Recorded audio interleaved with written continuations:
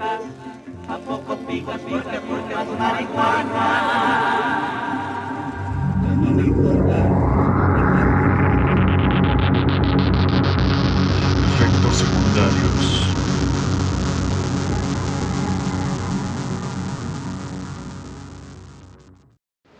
Ah, tanta gente siempre pidiendo en los cruceros. Qué difícil. Aunque quiera uno, es imposible ayudarlos a todos. Ya sé. Bueno, mínimo si no puedes darle algo a todos, ya sabes a quiénes no darles. ¿Cómo? ¿A quiénes no debería ayudar? Obvio, a gente como él, a los extranjeros estos. ¿No has visto que se han estado llenando las calles de inmigrantes centro y suramericanos? Esos extranjeros traen crimen y droga a nuestro país. Solo a eso se saben dedicar. A eso están acostumbrados, pues. Por eso está así este país. O sea, según tú, antes de que llegaran los inmigrantes centroamericanos, ¿no había crimen y acceso a las drogas en México? Aquí tenemos muchos criminales y narcotraficantes 100% mexicanos.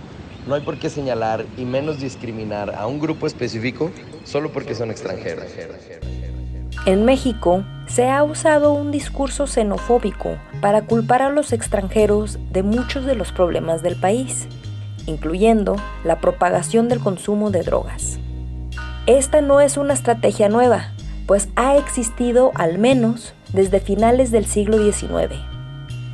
Tampoco es un fenómeno exclusivo a México, ya que en Estados Unidos de América, Inglaterra, China y muchos otros países, cuando ha incrementado el consumo de drogas entre la población local, se ha responsabilizado a grupos de extranjeros.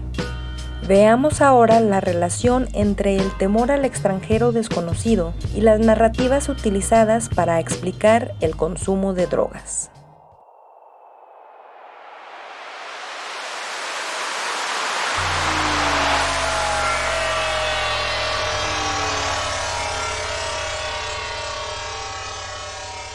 Cuando por diferentes razones en un país se percibe un aumento en el consumo de drogas, las autoridades políticas y sociales buscan dar una explicación a ese fenómeno.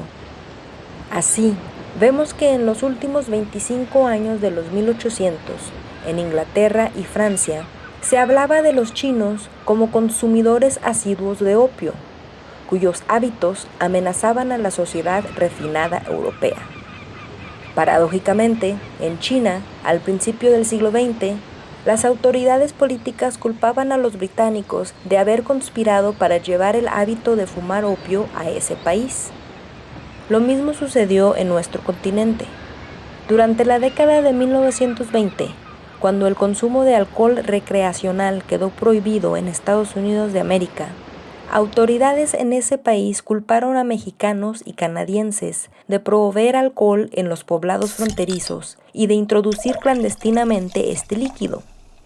Pero, ¿por qué se ha utilizado el espectro extranjero como explicación al consumo de drogas nacional?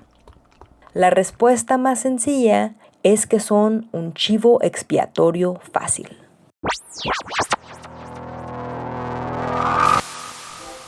En México, desde al menos finales de los 1800, se culpó a los otros, incluyendo a los pobres y a los extranjeros, por la disponibilidad y el consumo de opio, marihuana, cocaína y otras sustancias.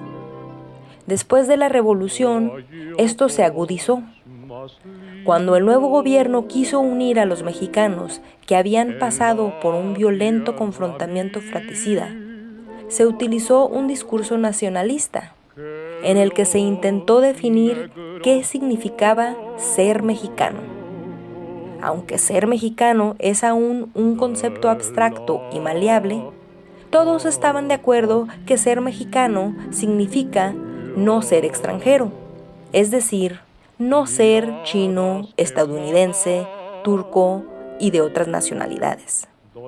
En un momento en que se estaba construyendo a la nación y salvaguardando su bienestar físico y moral, el consumo de drogas fue percibido como una amenaza al futuro de México.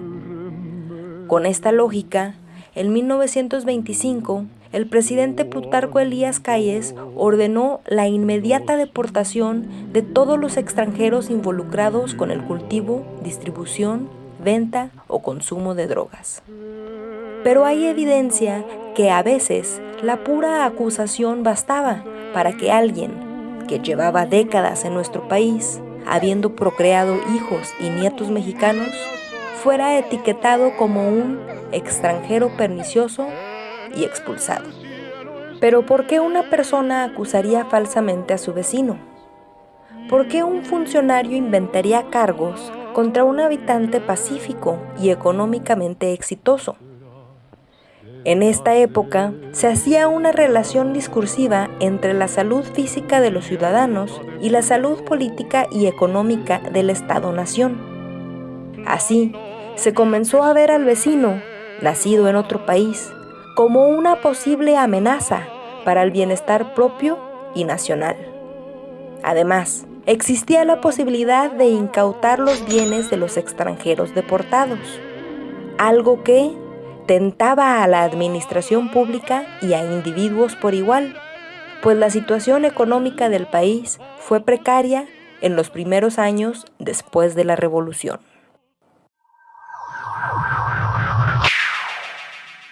Durante la Revolución, debido en parte al caos de la guerra, en México había incrementado la disponibilidad de opio y sus derivados.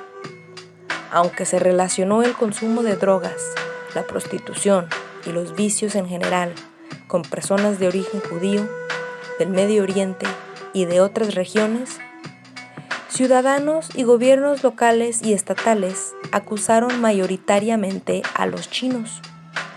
Las personas de origen chino llevaban desde mediados de los 1800 construyendo comunidades, comercios y creando lazos sociales y familiares en México. El hecho que muchos se casaron con mujeres mexicanas y tuvieron éxito financiero contribuyó a los prejuicios y la agresión que se dio en su contra en la época postrevolucionaria.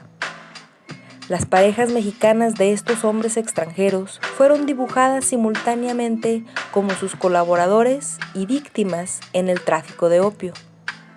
Como colaboradoras, se decía que estaban contribuyendo a la destrucción de la nación, pues se creía que la sola presencia de chinos en México traería un incremento en el consumo de opio. Como víctimas, estaban siendo forzadas a consumir y distribuir esta sustancia. En ambos estereotipos, se recalcaba lo indeseable que eran los chinos en México por su supuesta inferioridad racial.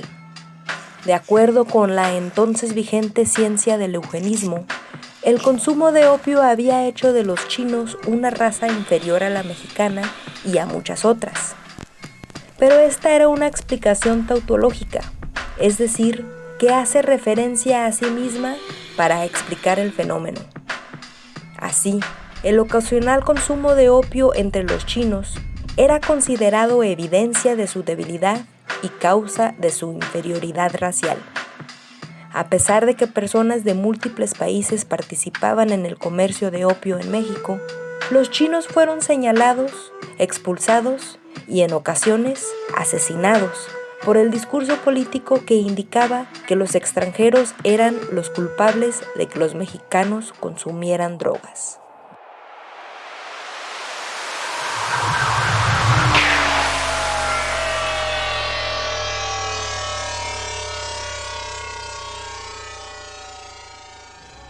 Al culpar al otro, es decir, a la persona desconocida y ajena a nuestro propio círculo social, ya sea por diferencias de raza, clase o en este caso de nacionalidad, se deslinda a la propia sociedad de toda responsabilidad.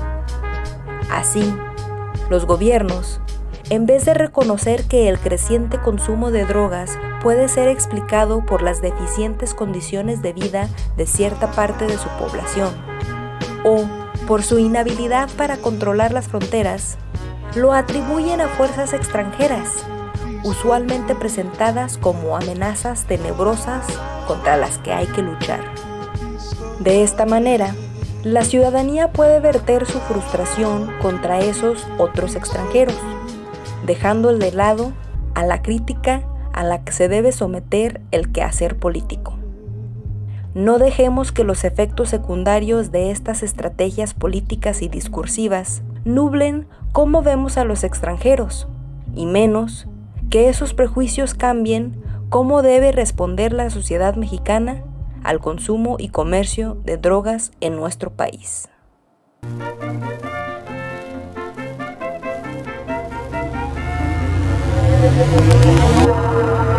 ¿Te quedaste clavado? Te recomendamos el capítulo Foreign Vices, Drugs, Modernity and Gender de Elaine Carey en el libro Women Drug Traffickers, Mules, Bosses and Organized Crime, y de Timothy A. Hickman el capítulo Subjects of Desire, Race, Gender and Personification of Addiction de 2007. ¿Pa' qué te escamas siendo que aquí está la mata? Pásate un frajo que sea de gripa, que ya mi huiza ya me trajo la tecata. Uy, uy, uy, uy, uy, uy. Ay, que estás buena. Por esa tierra bien